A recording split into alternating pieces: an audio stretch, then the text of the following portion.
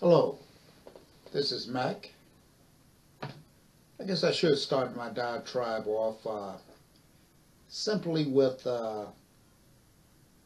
be kind to yourself today. Show respect to yourself. And then after you do that, be kind and show respect to another black person and or white person. But mainly I'm talking about how we as black people treat each other. Now you may want to go out there today and you may see, want to let a person cut in front of you in traffic. Just be kind. Because there's no big rush. Wherever you may think you have to rush to, you don't have to. So let's start the day off by showing respect to each other. That's amazing. Today I happened to see information that was where President Obama has put sanctions on North Korea because allegedly they hacked into Sony's email. And they tell me that's a no-no. And first of all, we don't know if actually North Korea actually did that. I mean, even though the FBI said they did it, we don't know whether the government itself had anything to do with it. And we also noticed that supposedly I've seen on the media, you know who the media is controlled by, that the North Korea's newspaper, state-run paper, has come out with some very racist remarks about President Obama. Now, isn't this the same thing that we've seen that what has happened in these United States here, where divide and conquer? That's something that's used all around the world. Divide and conquer, you know. And we've seen that so many times within our own race. That Willie Lynch syndrome. Now, we don't know for a fact that that these statements were actually made by the North Korean government. But I think that once President Obama got wind of that, he said, well, I think what I'll do is write an executive order and sanction them.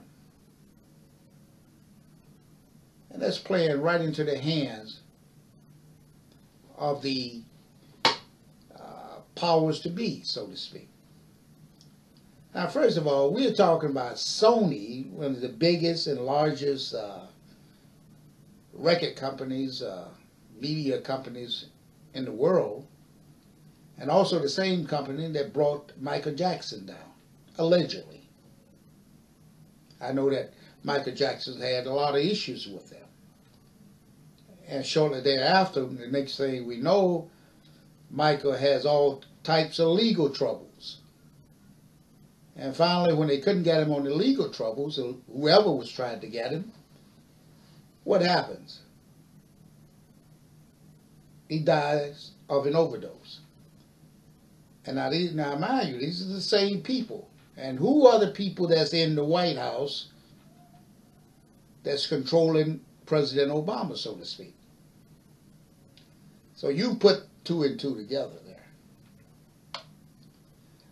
But I think that we should not jump to conclusions. I think people of the color throughout the world are faced with white supremacy and racism in this society throughout the world, in this day and time, I should say. So we have to be very careful before we start to jumping on each other, other colored people, and fighting them. I think we should just settle down, calm down, and try to look at the situation and see what it is. Because, first of all, you go back and you see how all of this started because of a movie. Now, first of all, why would Hollywood, and why would the powers to be, and you know who these powers are, why would they make a movie to denigrate and make fun of the president of North Korea? That's a sovereign nation, just like the United States. I'm sure that if another country did the same thing against the United States, where another company made a film, I mean, sure, there are films made all the time about presidents getting assassinated, but it wasn't comedy. It wasn't made fun of. It was a serious type of movie. But here these people are trying to ridicule the president of North Korea.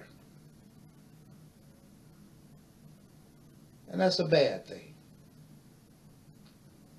So we're going to have to take in consideration, we're going to have to sit back and try to not get caught up in that type of situation and let the media manipulate us into thinking and doing things against other people of color and against our own people.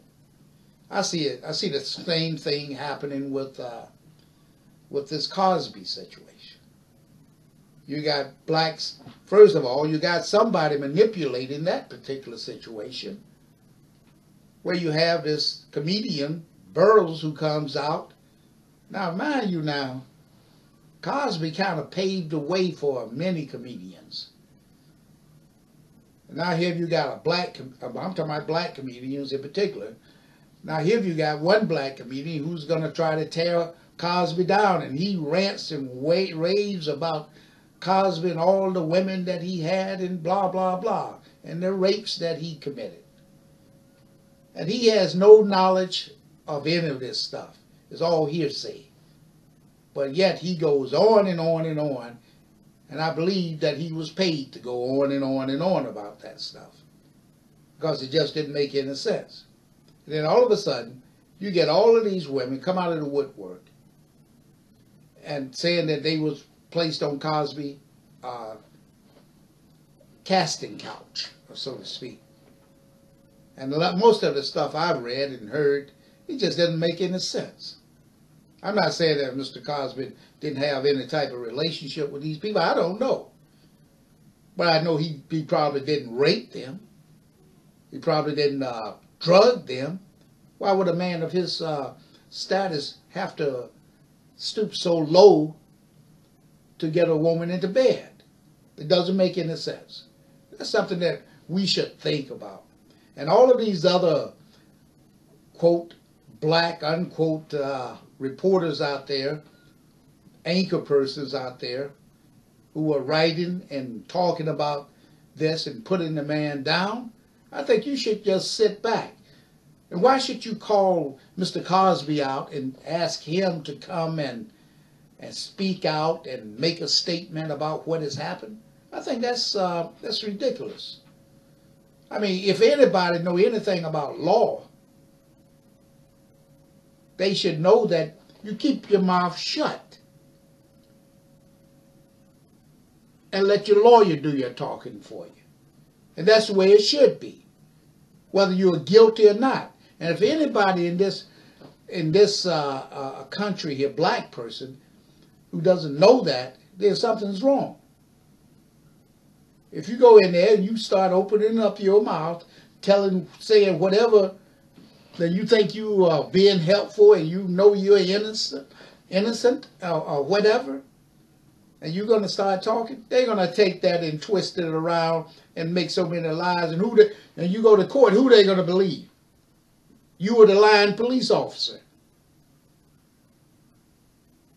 You better believe they're going to believe that law enforcement person, whether it's a police officer or a prosecutor or whatever. So the best thing to do is shut up and let your lawyer handle it.